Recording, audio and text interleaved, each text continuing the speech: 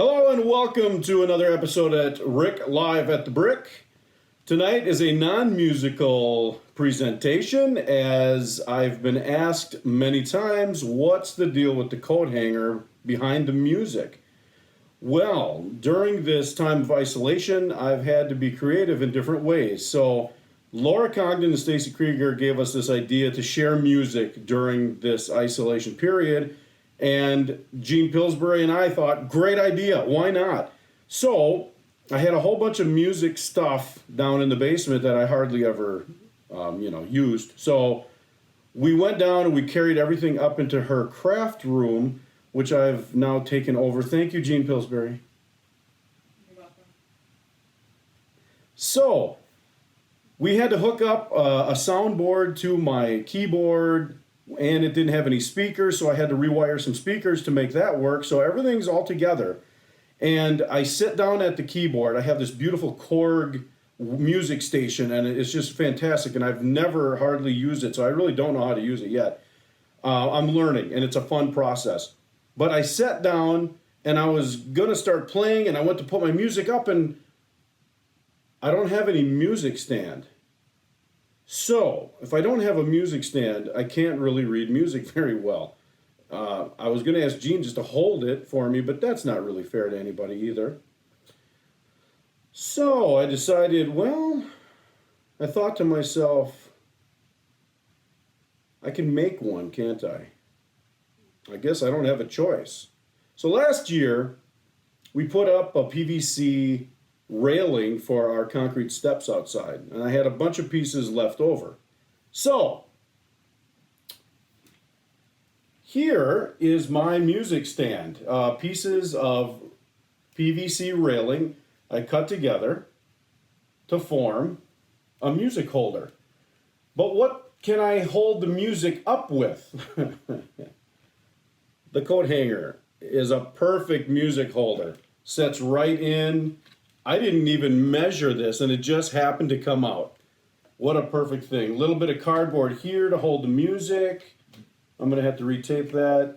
So we have a lot of electrical tape, a lot of plastic Val Weld, and this is my music stand. So that's what the deal was with the coat hanger. Works very well. You didn't need that coat hanger, did you? Okay, good. Thank you. Now, I have another story to share. I went into Menards a couple weeks ago, and I put on one of my masks. So I do wear a mask. For my work, I have to go into Menards for parts and so forth, so I still have to go in, but I'm going to put a mask on if I have to go in.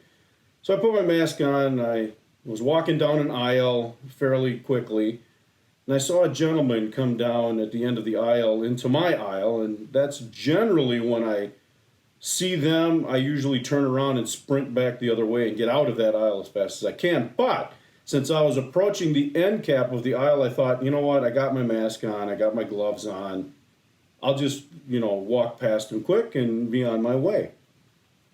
Well, as I was not pushing past because I didn't get that close, as I was scooting past him, I saw him turn to me, and then he uttered something, and I kind of looked back, and he said, "That's the kind of thing that causes all this fear." So I stopped, and I kind of looked back at him, and I'm like, are you talking to me? And he's like, "That's the kind of crud that," well, he used a different word, "that's the kind of crud that causes and spreads all this fear, that mask thing." So I thought to myself, there are two ways to handle this.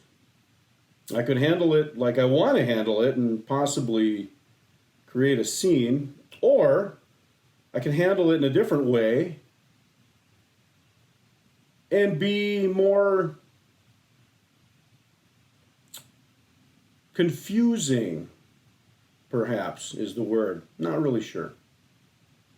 So I decided to take that route.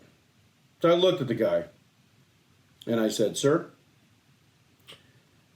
I've seen quite a few other people wearing masks like this." And then I said to him, "You may be right. But if we can stop this thing, Lenny, we will have saved the lives of millions of registered voters. So, what does that mean? Well, if you're a Ghostbusters fan, you'll figure it out.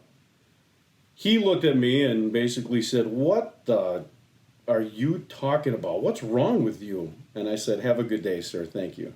And I continued to finish my shopping, and I got out of there as fast as I could.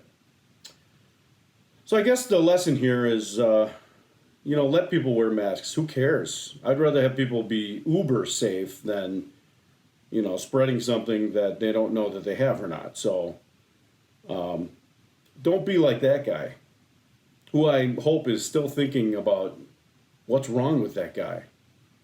Well, nothing so far, but I thought it was a pretty good response. Couldn't have thought that one up if I tried, but it just hit me.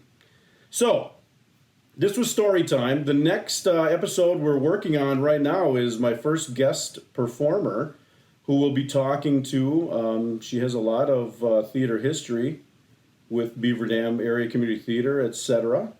Her name is... Nope, I'm not going to tell you. So tune in next time, and thank you for joining, and I hope story time is good because I think we're going to do a few more of these as well. Thank you for joining.